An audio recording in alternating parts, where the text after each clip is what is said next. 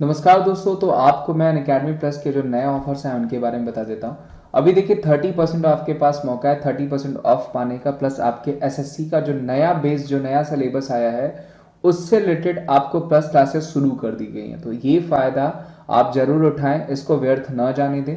देखिए मैं आपको बता देता हूँ कि एसएससी एग्जामिनेशन के लिए प्लस रेलवे एग्जामिनेशन के लिए आपको 30% तक का जो है कि ऑफ मिल रहा है, जो कि 26 से 30 तारीख तक चलेगा, यानी इसी महीने तक रहेगा। तो मैं यही कहूँगा कि आज 28 तारीख हो गई, 27 तारीख हो गई, प्लस 26 तारीख हो गई, तब से ही इसका फ़ायदा बहुत सारे स्टूडेंट उठा रहे हैं। आप भी इसका फ़ायदा उठाएं और आपको ये जरूर ऑफ लेना चाहिए, क्योंकि यहाँ पे 30% का ऑफ मिल रहा है। प्लस आप एसएससी की तैयारी करते हैं तो एसएससी नोट्स भी पा सकते हैं, जहां पे स्टडी टैब में जाकर के नोट्स टैब में जाकर के आप अपने डिजायर टॉपिक को ढूंढ सकते हैं। नोट्स बहुत ही अच्छे से बनाया गया आपके एग्जामिनेशंस को, प्लस नए सिलेबस को ध्यान में रख करके बनाया गया है। और टॉप एजुकेटर्स की तरफ से टॉप बैचेस चलाए जा रहे हैं, जिसमें मेरी भी क्लासेस मिलेंगे आपको। ठीक है, ऑल इंडिया रैंकर्स बैच खास करके एसएससी 2022-23 एग्जामिनेशन के लिए चलाया जा रहा है, खास करके नए पैटर्न के लिए चलाया गया। सिलेक्शन का संकल्प बैच भी इसी को ध्यान में रख के चलाया गया है, ताकि कहीं से आपको पढ़ने की जरूरत ही न पड़े, सारी जो आपकी प्रॉब्लम्स हैं यही सॉल्व हो जाए। लक्ष्य बैच हो गया आपको, कंप्लीट बैच कोर्स ये भी है जो कि आपके लिए प्रोवाइड किया जा रहा है। एम बैच कोर्स हो गया जीडी कांस्टेबल के लिए। कंप्लीट और एसएससी बैच हो गया आपका जो है जनरल स्टडीज के लिए। लक्ष्य बैच आपका जीडी कांस्टेबल के लिए भी चलाया जा रहा है। प्रैक्टिस बैच है एसएससी सीपीओ के लिए, एसएससी स्टेनोग्राफर के लिए भी प्रैक्टिस बैच चलाया गया है। कंप्लीट बैच आपका बिहार सिविल कोर्ट यानी एक्स्ट्रा एग्जाम भी मिल रहे हैं यहाँ पे। प्लस इसके लिए करना क्या होगा, आपको विमरीस@14 कोड यूज करके प्लस सब्सक्रिप्शन लेना होगा। प्लस आइकॉनिक के लिए भी आपको सेम कोड यूज करना पड़ता है, विमरीस@14। तो ये 26 से 30 तक का जो आपका ऑफर, इसका फायदा जरूर उठाएं।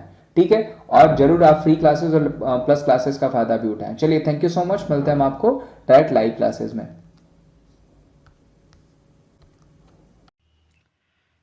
नमस्कार, स्वागत है आप सभी का शिक्षा सर्टिफिकेट्स यूट्यूब चैनल में। दोस्तों, आज हम 100 महत्वपूर्ण प्रश्नों की सीरीज को और आगे बढ़ाएंगे तथा आज के इस सेशन में हम जो हमारा 100 महत्वपूर्ण प्रश्नों पर आधारित है, इसमें हम रसायन विज्ञान से संबंधित जो 100 सबसे महत्वपूर्ण प्रश्न बन सकते हैं उनको हम कवर कराएंगे। दोस्तों, ये जो हमारा वीडियो होगा रसायन विज्ञान के 100 महत्वपूर्ण प्रश्नों पर आधारित, यह 2 पार्ट में आप तक पहुंचाया जाएगा। आज हमारा यह पहला पार्ट है तथा इस पहले पार्ट में हम 50 महत्वपूर्ण प्रश्नों को कवर करेंगे तथा बाकी का जो हमारा दूसरा पार्ट होगा इसका, उसमें हम बाकी के 50 प्रश्नों को कवर कराएंगे। तो इस वीडियो का बिल्कुल ध्यान से देखिएगा, जो कि हमारा रसायन विज्ञान पर आधारित है। इस वीडियो में हम टोटल 100 महत्वपूर्ण प्रश्नों को कवर कराएंगे जो कि केमिस्ट्री पे आधारित होंगे तथा ये जो हमारा रसायन विज्ञान का वीडियो है, ये सभी प्रकार के एक दिवसीय एग्जाम जैसे एसएससी का एग्जाम हो गया, रेलवे का एग्जाम हो गया, पुलिस का एग्जाम हो गया, यूपी ट्रिपल एससी का एग्जाम, उसके बाद लेखपाल के अलावा जो स्टेट पीसीएस के जितने भी एग्जाम्स होते हैं उनमें यह वीडियो काफ़ी फायदेमंद हो सकता है। तो इस वीडियो का बिल्कुल ध्यान से देखिएगा। यह हमारा रसायन विज्ञान का पार्ट 1 है, इसमें हम 50 प्रश्नों को कवर कराएंगे। तो ये वीडियो को स्टार्ट करते हैं। पहला हमारा प्रश्न है, आतिशबाजी में हरा रंग किसकी उपस्थिति के कारण होता है? Most important. तो आतिशबाजी में जो हरा रंग निकलता है वह किसकी उपस्थिति के कारण निकलता है? तो बेरियम की उपस्थिति के कारण। तो इसे आप याद रखिएगा, बेरियम की उपस्थिति के कारण आतिशबाजी में हरा रंग निकलता है। तो आप इसे याद रखिएगा। अगला हमारा इंपॉर्टेंट प्रश्न है, कौन सी धातु रोशनी के बल्बों के फिलामेंट के रूप में प्रयुक्त की जाती है? Most important. तो जो बल्ब होते हैं उनमें रोशनी के लिए टंगस्टन धातु का इस्तेमाल किया जाता है। तो आप इसे देखिएगा, टंगस्टन का इस्तेमाल किया जाता है। अगला हमारा प्रश्न है, किस गैस को अक्रिय गैस कहा जाता है? Most important. तो अक्रिय गैस किसे कहते हैं? तो जेनान को हम अक्रिय गैस कहते हैं। यहाँ पे याद देखिएगा, जेनान जो गैस होती है वह अक्रिय गैस होती है। अगला हमारा इंपॉर्टेंट प्रश्न है, एलपीजी गैस में गंध का कारण क्या होता है? Most important. तो हमारी जो लिक्विफाइड पेट्रोलियम गैस होती है, जिसको हम हिंदी में द्रवित पेट्रोलियम गैस कहते हैं, इसमें गंध का जो मेन कारण होता है वो होता है मिथाइल मरकैप्टन। तो आप याद देखिएगा, एलपीजी गैस में गंध का मेन कारण क्या होता है? तो मिथाइल मरकैप्टन। तो आप इसे याद देखिएगा। तथा एक प्रश्न और पूछता है एलपीजी गैस से रिलेटेड कि जो एलपीजी गैस होती है उनमें कौन कौन सी गैसों का मिश्रण होता है? तो इसमें 2 गैसों का मिश्रण मुख्यतः होता है, ब्यूटेन और प्रोपेन। तो आप याद देखिएगा, ब्यूटेन और प्रोपेन 2 मुख्यतः गैसें होती हैं एलपीजी में। अगला हमारा इंपॉर्टेंट प्रश्न है, दूध का खट्टा होना, गन्ने के रस से शराब बनाना, फलों से बियर बनाना की विधि क्या कहलाती है? Most important. तो दूध का खट्टा होना, गन्ने के रस से शराब बनाना, फलों से बियर बनाना, इसकी विधि को हम किण्वन यानी फर्मेंटेशन कहते हैं। तो आप क्या देखिएगा, फर्मेंटेशन विधि यानी किण्वन विधि से दूध को खट्टा बनाया जाता है, उसके बाद गन्ने के रस से शराब बनाई जाती है, उसके बाद फलों से बियर बनाई जाती है फर्मेंटेशन विधि से यानी किण्वन विधि से। तो आप इसे याद रखिएगा। अगला हमारा मोस्ट इंपॉर्टेंट प्रश्न है, क्लोरीन का उपयोग किसके रूप में किया जाता है? तो जो क्लोरीन का उपयोग है मुख्यतः जल के शुद्धिकरण में किया जाता है, उसके बाद विरंजक के रूप में किया जाता है। तो आप याद रखिएगा, जो क्लोरीन होता है उसका इस्तेमाल जल के शुद्धिकरण में किया जाता है और विरंजक के रूप में मुख्य रूप से किया जाता है। तो आप इसे याद रखिएगा। अगला हमारा इंपॉर्टेंट प्रश्न है, किस विधि द्वारा औद्योगिक पैमाने पर अमोनिया का उत्पादन किया जाता है? Most important. तो हैबर विधि के द्वारा औद्योगिक पैमाने पर अमोनिया का उत्पादन किया जाता है। तो आप याद देखिएगा, हैबर विधि के द्वारा औद्योगिक पैमाने पर अमोनिया का उत्पादन किया जाता है। आठवां हमारा प्रश्न है, किसने सर्वप्रथम आवर्त सारणी का निर्माण किया था? Most important. तो पहली बार आवर्त सारणी का निर्माण किसने किया था? तो दामित्री इनोवेची मेंडलीव यानी जो मेंडलीव थे, इनके द्वारा सर्वप्रथम बार आवर्त सारणी का निर्माण किया गया था वर्ष 1869 में। तो आप याद देखिएगा, मेंडलीव के द्वारा वर्ष 1869 में आवर्त सारणी का निर्माण किया गया था। अगला हमारा प्रश्न है, नाभिक से निकलने वाले विकिरणों में किसकी वेधन क्षमता सर्वाधिक होती है? तो जो गामा किरणें होती हैं उनकी जो वेधन क्षमता होती है वो सबसे अधिक होती है। तो आप याद देखिएगा, गामा किरणों की जो वेधन क्षमता होती है वह सबसे अधिक होती है। तो आप इसे याद रखिएगा, मोस्ट इंपॉर्टेंट। अगला हमारा प्रश्न है, फोटोग्राफी में किस यौगिक का प्रयोग किया जाता है? तो फोटोग्राफी में किस यौगिक का प्रयोग किया जाता है? तो सिल्वर ब्रोमाइड यौगिक का। आप याद देखिएगा, सिल्वर ब्रोमाइड यौगिक का इस्तेमाल किया जाता है फोटोग्राफी में। तो आप इसे याद रखिएगा।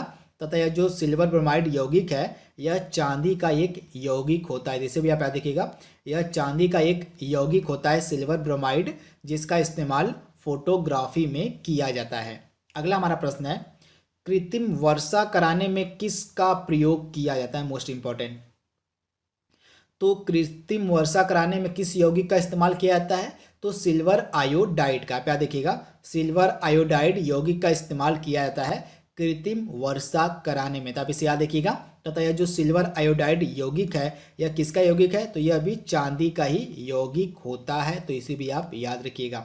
अगला हमारा इंपॉर्टेंट प्रश्न है, डाल्टन के द्वारा परमाणु सिद्धांत कब दिया गया था? Most important. तो जो परमाणु सिद्धांत है यह डाल्टन के द्वारा कब दिया गया था? तो वर्ष 1808 ईस्वी में। आप याद देखिएगा, 1808 ईस्वी में डाल्टन के द्वारा परमाणु सिद्धांत प्रस्तुत किया गया था। आप इसे याद रखिएगा। अगला हमारा प्रश्न है, चींटी बिच्छू के डंक में कौन सा अम्ल पाया जाता है? तो चींटी या बिच्छू का जो डंक होता है उसमें कौन सा अम्ल पाया जाता है? तो मेथेनॉइक अम्ल, जिसको हम फॉर्मिक अम्ल भी कहते हैं, यह चींटी और बिच्छू के डंक में पाया जाने वाला अम्ल होता है। तो इसे आप याद रखिएगा, मेथेनॉइक अम्ल या आप इसको फॉर्मिक अम्ल भी कह सकते हैं। ये चींटी और बिच्छू के डंक में पाए जाते हैं। अगला हमारा इंपॉर्टेंट प्रश्न है, एलपीजी यानी कि जो हमारी द्रवित पेट्रोलियम गैस होती है इसमें कौन सी गैस मुख्य रूप से होती है? Most important. तो एलपीजी में कौन सी गैस मुख्य रूप से होती हैं? तो इनमें ब्यूटेन और प्रोपेन गैस मुख्य रूप से पाई जाती हैं। तो आप इसे याद रखिएगा, ब्यूटेन और प्रोपेन, आप इसे याद रखिएगा। अगला हमारा है, मृदु पेयों में दाब के अंतर्गत गैसों में क्या उपस्थित होता है? तो जैसे जो मृदु पेय होते हैं, जैसे आपका जो कोल्ड ड्रिंक्स वगैरह होते हैं, सबसे पूछा जा रहा है इसमें दाब के अंतर्गत गैसों में से क्या उपस्थित रहता है? तो CO2 का इस्तेमाल किया जाता है दाब के लिए मृदु पेयों में। तो आप इसे याद देखिएगा, जो पेय पदार्थ होते हैं जैसे आपका जो कोल्ड ड्रिंक्स वगैरह हो गया आपका, इसमें दाब के अंतर्गत दाब के लिए यानी प्रेशर के लिए कौन सी गैस का इस्तेमाल किया जाता है? तो कार्बन डाइऑक्साइड का। तो इसे आप याद रखिएगा। अगला हमारा इंपॉर्टेंट प्रश्न है, कौन सा पदार्थ ऑक्सीकारक तथा अकारक दोनों की तरह प्रयुक्त किया जाता है? Most important. तो सोडियम नाइट्राइट, आप याद देखिएगा, यह जो सोडियम नाइट्राइट है इसका उपयोग ऑक्सीकारक तथा अकारक दोनों के रूप में किया जाता है। तो आप इसे याद रखिएगा, सोडियम नाइट्राइट का जो इस्तेमाल है यह ऑक्सीकारक और अकारक दोनों के रूप में किया जाता है। अगला हमारा प्रश्न है, रॉकेट के ईंधन के रूप में किसका इस्तेमाल किया जाता है? Most important. तो रॉकेट के ईंधन के रूप में किसका इस्तेमाल किया जाता है? तो रॉकेट के ईंधन के रूप में इस्तेमाल किया जाता है हाइड्रोजन का। आप इसे याद रखिएगा, हाइड्रोजन का इस्तेमाल जो है रॉकेट के ईंधन के रूप में किया जाता है। अगला हमारा इंपॉर्टेंट प्रश्न है, भविष्य का ईंधन किसे कहा जाता है? Most important.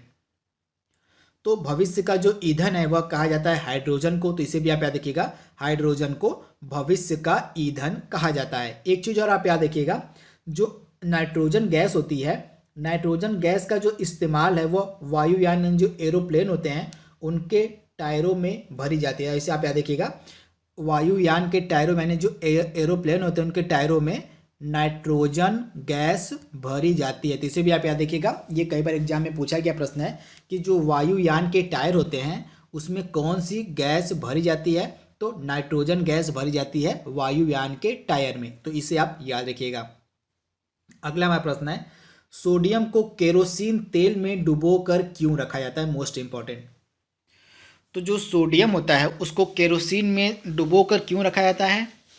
तो यह जो सोडियम होता है यह बहुत ही अधिक सक्रिय धातु होता है। आप इसे याद रखिएगा, यह बहुत ही अधिक सक्रिय धातु होता है जो वायु में उपस्थित ऑक्सीजन से क्रिया करके सोडियम ऑक्साइड बनाता है तथा इसको अगर आप वायु में यानी मतलब एटमॉस्फेयर में इसको अगर आप खुला छोड़ देते हैं तो खुला छोड़ देने पर यह आग पकड़ लेता है। इसी कारण इसको जो है मिट्टी के तेल में डुबो कर रखा जाता है। तो इसे आप याद रखिएगा, जो सोडियम धातु होता है वह बहुत ही ज़्यादा सक्रिय धातु होता है जो इसको अगर हम वातावरण में खुला छोड़ देते हैं तो वह ऑक्सीजन के साथ क्रिया करके आग पकड़ लेता है। इसी कारण से इसको केरोसिन में डुबाकर रखा जाता है। तो इसे आप याद रखिएगा।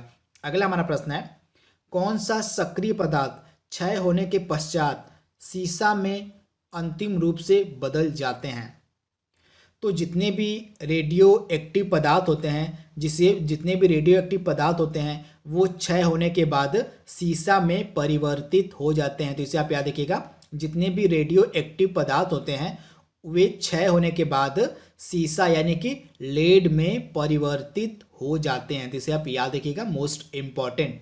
अगला हमारा इंपॉर्टेंट प्रश्न है, किसमें भारी जल का इस्तेमाल, यानी भारी जल को हम D2O से डिनोट करते हैं। आप याद रखिएगा, भारी जल को D2O से हम डिनोट करते हैं। आपसे पूछा जा रहा है कि जो भारी जल होता है उसका इस्तेमाल न्यूट्रॉन की गति को कम करने में किया जाता है, किसमें?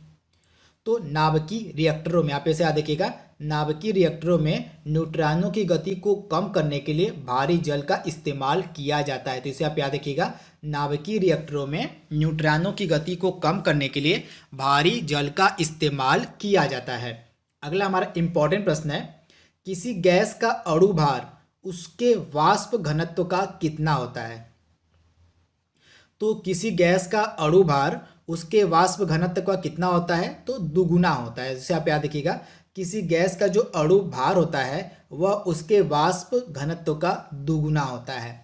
23वां प्रश्न हमारा है, वनस्पति घी के निर्माण में कौन सी गैस प्रयुक्त की जाती है? Most important.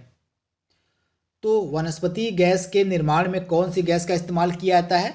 तो हाइड्रोजन गैस का। आप इसे याद रखिएगा, जो हाइड्रोजन गैस होती है उसका इस्तेमाल किया जाता है वनस्पति घी के निर्माण में। 24वां प्रश्न हमारा है, इलेक्ट्रॉन के तरंग प्रकृति की खोज सर्वप्रथम बार किसने की थी? तो इलेक्ट्रॉन के तरंग पद्धति मतलब तरंग प्रकृति का जो खोज है वो सर्वप्रथम बार की गई थी डी ब्रोगली के द्वारा। किसके द्वारा? तो डी ब्रोगली के द्वारा सर्वप्रथम बार इलेक्ट्रॉन के तरंग प्रकृति की खोज की गई थी। तो आप इसे याद रखिएगा, मोस्ट इंपॉर्टेंट। अगला हमारा है, कौन सा तत्व स्टील में संरक्षण प्रतिरोध उत्पन्न करता है? Most important. तो स्टील की सुरक्षा के लिए किसका इस्तेमाल किया जाता है? कौन से तत्व का? तो निकेल का। आप इसे याद रखिएगा, स्टील को सुरक्षा प्रदान करने के लिए किस तत्व का इस्तेमाल किया जाता है? तो निकेल का इस्तेमाल किया जाता है। आप इसे याद रखिएगा, मोस्ट इम्पॉर्टेंट। दोस्तों ये जो हमारा 24वां प्रश्न है, इससे एक प्रश्न और पूछा जा सकता है आपके एग्जाम में कि जो इलेक्ट्रॉन है इसकी खोज किसने की थी? तो इलेक्ट्रॉन की जो खोज है वो की गई थी जे थॉमसन के द्वारा। किसके द्वारा? तो जे थॉमसन के द्वारा इलेक्ट्रॉन की खोज की गई थी। तो इसे भी आप याद रखिएगा। अगला हमारा इंपॉर्टेंट प्रश्न है 26वां। चांदी का जो निष्कर्षण होता है मुख्यतः किससे किया जाता है? Most important. तो चांदी यानी सिल्वर का जो निष्कर्षण होता है वो अर्जेंटाइट अयस्क से होता है। तो इसे आप याद देखिएगा, जो अर्जेंटाइट है यह चांदी का एक मुख्य अयस्क होता है। तो इसे आप याद देखिएगा, चांदी का मुख्य अयस्क क्या होता है? तो अर्जेंटाइट होता है। इसे आप याद देखिएगा। इसके साथ ही यह जो चांदी है, चांदी का एक बहुत ही अच्छा जो गुण है, जो क्वालिटी है वो लगातार एग्जाम में पूछा है, तो वो ये है कि जो चांदी होता है यह ऊष्मा तथा विद्युत का सुचालक होता है। आप याद देखिएगा, जो चांदी होता है यह ऊष्मा और विद्युत का सबसे अच्छा सुचालक माना जाता है। इसे आप याद देखिए कि कई बार एग्जाम में पूछा गया प्रश्न है कि जो चांदी होता है यह विद्युत और ऊष्मा का सबसे अच्छा सुचालक माना जाता है। अभी तक ज्ञात जितनी भी धातुएं हैं, यहाँ पे याद देखिएगा, अभी तक ज्ञात जितनी भी धातुएं हैं उनमें से जो चांदी है यह सबसे अच्छा सुचालक माना जाता है। अगला हमारा इंपॉर्टेंट प्रश्न है NaOH, जिसको हम सोडियम हाइड्रोक्साइड भी कहते हैं। आप याद देखिएगा, यहाँ पे NaOH लिखा हुआ है। तो सोडियम को मतलब NaOH को हम सोडियम हाइड्रोक्साइड कहते हैं। हमसे पूछा जा रहा है कि यह जो सोडियम हाइड्रोक्साइड है इस रसायन के यौगिक का मतलब रासायनिक यौगिक का नाम आपसे क्या है? मतलब आपसे इसका प्रचलित नाम पूछा जा रहा है कि जो सोडियम हाइड्रोक्साइड है इसका जो प्रचलित नाम यानी इसका सामान्य नाम क्या है, आपसे पूछा जा रहा है। तो सोडियम हाइड्रोक्साइड का जो सामान्य नाम है यह होता है कॉस्टिक सोडा। आप याद देखिएगा, NaOH यानी सोडियम हाइड्रोक्साइड का सामान्य नाम यानी प्रचलित नाम क्या है? तो कास्टिक सोडा। आप इसे याद रखिएगा। अगला हमारा इंपॉर्टेंट प्रश्न है, माणिक का लाल रंग किसकी मौजूदगी के कारण होता है? तो माणिक का लाल रंग किसकी मौजूदगी के कारण होता है? तो क्रोमियम ऑक्साइड की। किसकी? तो क्रोमियम ऑक्साइड की मौजूदगी के कारण माणिक का लाल रंग होता है। अगला हमारा इंपॉर्टेंट प्रश्न है, किस बहुलक का उपयोग बुलेट प्रूफ जैकेट के निर्माण में किया जाता है? तो केवलर। आप याद देखिएगा, जो केवलर बहुलक होता है इसका इस्तेमाल किया जाता है बुलेट प्रूफ जैकेट के निर्माण में। तो आप इसे याद देखिएगा, केवलर बहुलक का इस्तेमाल किया जाता है बुलेट प्रूफ जैकेट के निर्माण में। अगला हमारा इंपॉर्टेंट प्रश्न है, कौन सा तत्व ब्रह्मांड में सबसे अधिक मात्रा में उपलब्ध है? तो हाइड्रोजन इसका राइट आंसर हो जाएगा। जो हाइड्रोजन है यह सर्वाधिक मात्रा में पाया जाता है पूरे ब्रह्मांड में। तो आप इसे याद रखिएगा, हाइड्रोजन। अगला हमारा इंपॉर्टेंट प्रश्न है, आधुनिक आवर्त सारणी में तत्वों के वर्गीकरण का मूल आधार क्या होता है? तो जो हमारी आधुनिक आवर्त सारणी है इसमें तत्वों का जो वर्गीकरण है वह किस आधार पर किया जाता है? तो आप बाहु के सिद्धांत के आधार पर जो आधुनिक आवर्त सारणी के तत्व हैं उनका वर्गीकरण यानी कि क्लासिफिकेशन किया जाता है। अगला हमारा इंपॉर्टेंट प्रश्न है, किसी परमाणु की बाहरी कक्षा में अधिकतम कितने इलेक्ट्रॉन रह सकते हैं? तो किसी परमाणु की बाहरी कक्षा में अधिकतम कितने इलेक्ट्रॉन रह सकते हैं? तो अधिकतम 8 इलेक्ट्रॉन रह सकते हैं किसी परमाणु की बाहरी कक्षा में। आप इसे याद रखिएगा, किसी परमाणु की बाहरी कक्षा में जो अधिकतम इलेक्ट्रॉन रह सकते हैं वो रह सकते हैं 8। अगला हमारा इंपॉर्टेंट प्रश्न है, कोबाल्ट 60 का उपयोग किसके उपचार हेतु किया जाता है? तो कोबाल्ट 60 का जो उपयोग है वो किसके उपचार हेतु किया जाता है? तो रक्त कैंसर यानी कि ल्यूकेमिया के उपचार हेतु कोबाल्ट 60 का इस्तेमाल किया जाता है। पीछे याद देखिएगा, ये लगातार कई बार एग्जाम में पूछा गया प्रश्न है। अगला हमारा इंपॉर्टेंट प्रश्न है, नीला थोथा किसका प्रचलित नाम है? तो नीला थोथा किसका प्रचलित नाम है? तो कॉपर सल्फेट का। किसका? तो कॉपर सल्फेट का प्रचलित नाम है नीला थोथा।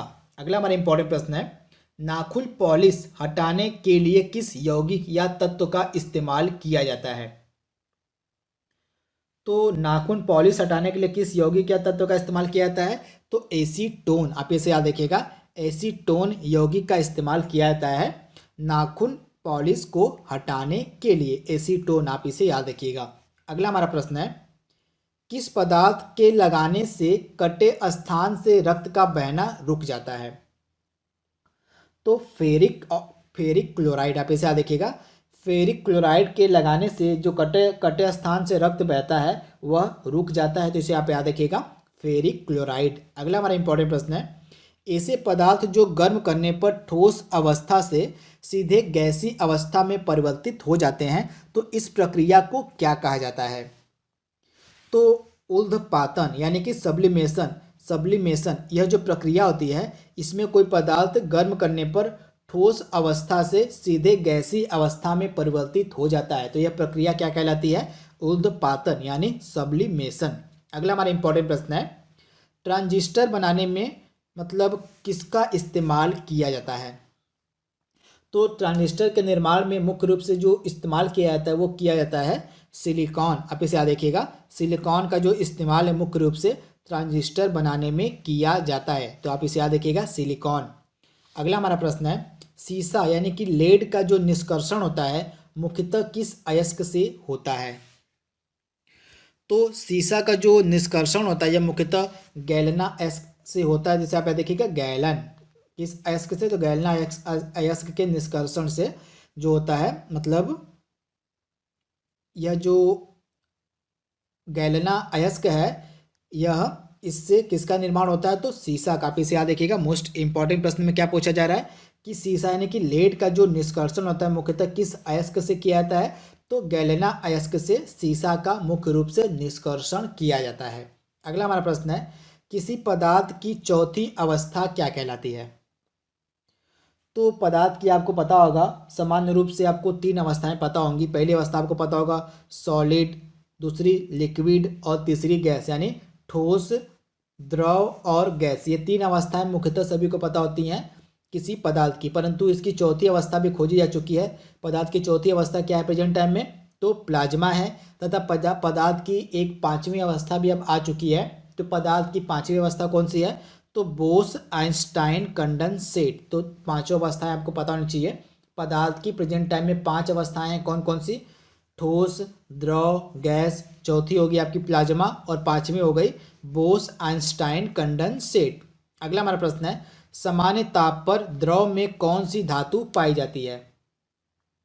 तो सामान्य ताप पर द्रव में कौन सी धातु पाई जाती है? तो पारा। आप इसे याद देखिएगा, जो पारा है यह सामान्य ताप पर द्रव में पाई जाने वाली धातु है तथा यह किसका महत्वपूर्ण अयस्क है? तो सिनेबार का यह महत्वपूर्ण अयस्क है, आप इसे याद रखिएगा। तथा पारा को क्विक सिल्वर के नाम से भी जाना जाता है, आप इसे याद रखिएगा। यह जो पारा है इसको क्विक सिल्वर किस नाम से? तो इसको क्विक सिल्वर के नाम से भी जाना जाता है। तथा यह किसका महत्वपूर्ण अयस्क है? तो सिनेबार का यह महत्वपूर्ण अयस्क है तथा यह सामान्य ताप पर द्रव में पाए जाने वाली धातु है। अगला हमारा इंपॉर्टेंट प्रश्न है, बढ़ते हुए पौधे को किस तत्व की सबसे अधिक मात्रा में आवश्यकता होती है? तो बढ़ते हुए पौधों को किस तत्व की सबसे अधिक मात्रा में आवश्यकता होती है? तो नाइट्रोजन की। आप इसे याद देखिएगा, बढ़ते हुए पौधों को नाइट्रोजन की सबसे अधिक मात्रा में आवश्यकता पड़ती है। अगला हमारा प्रश्न है, अर्धचालक के रूप में किसका इस्तेमाल किया जाता है? तो मुख्यतः अर्धचालक के रूप में सिलिकॉन और जर्मेनियम का इस्तेमाल किया जाता है। तो आप इसे याद देखिएगा, सिलिकॉन और जर्मेनियम का मुख्य रूप से इस्तेमाल किया जाता है अर्धचालक के रूप में। अगला हमारा प्रश्न है, कौन सा पदार्थ प्रकृति में तीन अवस्थाओं ठोस, द्रव एवं गैस में पाया जाता है? तो H2O यानी जो वाटर होता है हमारा, पानी जो होता है हमारा, यह हमारे प्रकृति में यानी हमारे इन्वायरमेंट में यह तीनों अवस्थाओं में, ठोस में, द्रव में और गैस में पाया जाता है। तो इसे आप याद देखिएगा, H2O यानी कि वाटर। अगला हमारा प्रश्न है, वाटर टैंकों में शैवाल को नष्ट करने के लिए किस रसायन का उपयोग किया जाता है? तो वाटर टैंकर के शैवाल को नष्ट करने के लिए कॉपर सल्फेट का इस्तेमाल किया जाता है। तो इसे याद देखिएगा, कॉपर सल्फेट का जो इस्तेमाल है वाटर टैंकरों में शैवाल को नष्ट करने के लिए किया जाता है। 45वां प्रश्न हमारा आज का है, ऊष्मा तथा विद्युत का सबसे अच्छा सुचालक किसे माना जाता है? तो अब तक की अज्ञात जितनी भी धातुएं हैं उन धातुओं में से जो सबसे अच्छा सुचालक है वो अब तक का चांदी है। तब इसे याद देखिएगा, चांदी जो है यह सबसे अच्छा सुचालक माना जाता है ऊष्मा और विद्युत का। तो इसे आप याद देखिएगा, चांदी। अगला हमारा है, प्लेटिनम को किस अन्य नाम से जाना जाता है? तो प्लेटिनम को किस नाम से जाना जाता है? तो सफ़ेद सोना। आप याद देखिएगा, प्लेटिनम को सफ़ेद सोना के नाम से भी जाना जाता है। अगला हमारा इंपॉर्टेंट प्रश्न है 47वां, समुद्री जल को शुद्ध जल किस प्रक्रिया के द्वारा बनाया जाता है? तो समुद्री जल से जो शुद्ध जल है किस प्रक्रिया के द्वारा प्राप्त किया जाता है? तो आसवन की प्रक्रिया के द्वारा। जो आसवन की प्रक्रिया है इस प्रक्रिया के द्वारा समुद्री जल को शुद्ध जल बनाया जाता है, यानी पीने योग्य बनाया जाता है, यानी उपयोग योग्य बनाया जाता है समुद्री जल को आसवन की प्रक्रिया के द्वारा। 48वां प्रश्न हमारा आज का है, खाना पकाने के तेल को किस प्रक्रिया द्वारा वनस्पति घी में परिवर्तित किया जाता है? तो हाइड्रोजनीकरण। आप इसे याद देखिएगा, हाइड्रोजनीकरण जो प्रक्रिया होती है इसके द्वारा खाना पकाने के तेल को वनस्पति घी में परिवर्तित किया जाता है। तो इसे आप याद देखिएगा, हाइड्रोजनीकरण। 49वां प्रश्न हमारा है, किसकी उपस्थिति के कारण चूने का जो पानी है वायु में रखने पर दूधिया हो जाता है? तो कार्बन डाइऑक्साइड। आप इसे याद देखिएगा, कार्बन डाइऑक्साइड की उपस्थिति के कारण चूने का जो पानी होता है वायु में रखने पर दूधिया हो जाता है, जिसे आप याद रखिए कार्बन डाइऑक्साइड के कारण। 50वां हमारा प्रश्न है, सभी अम्ल धातुओं से प्रतिक्रिया कर कौन सी गैस निकालते हैं? Most important. तो जितने भी अम्ल होते हैं धातुओं से प्रतिक्रिया करके हाइड्रोजन गैस निकालते हैं। तो इसे याद देखिएगा, जितने भी अम्ल होते हैं वे धातुओं से प्रतिक्रिया करके हाइड्रोजन गैस निकालते हैं। आज का हमारा लास्ट प्रश्न है, राजस्थान स्थित जो जावर की खान है किस खनिज के लिए प्रसिद्ध है? तो राजस्थान स्थित जो जावर की खान है यह जस्ता के लिए प्रसिद्ध है पूरे भारत में, जिसे आप याद रखिएगा, जस्ता के लिए। तो दोस्तों हमने यहाँ पे पार्ट 1 जो कि हमारा रसायन विज्ञान पर आधारित था, पार्ट 1 में हमने टोटल 50 प्रश्नों को कवर कर लिया है। बाकी का जो हमारा जो पार्ट 2 होगा उसको हम कल प्रस्तुत करेंगे तथा उस पार्ट में हम टोटल बाकी के 50 प्रश्नों को कवर कराएंगे रसायन विज्ञान से संबंधित। तो आज के लिए बस इतना ही। Thank you, thanks for watching, thank you.